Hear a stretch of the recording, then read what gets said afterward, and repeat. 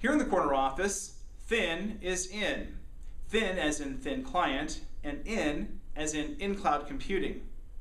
You know, there's been a lot of discussion how thin clients are an antiquated technology that no one adopts anymore, and yet they're still being used in a lot of industries like the banking industry, health services, customer service, and the like.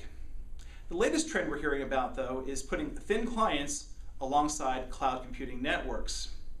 I recently sat down with the CEO of Weiss Technology, Tarkan Maner, and here's his spin on it.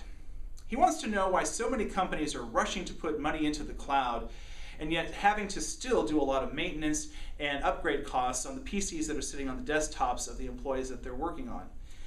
Well, that's a good question. Of course, there are some benefits to using thin clients. You know, the content and security are both controlled at the network level, so that prevents employees from, accidentally downloading some malicious or unwanted content.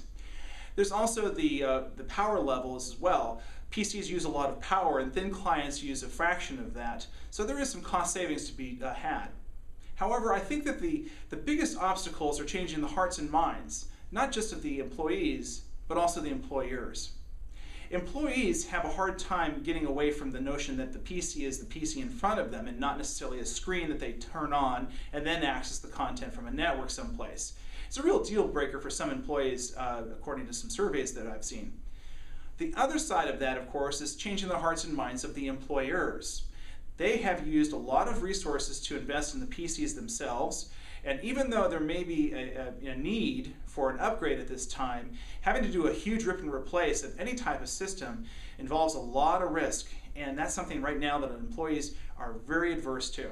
So it's kind of a mixed bag whether or not thin clients and cloud computing are the perfect match for your enterprise, but certainly something you might want to look into.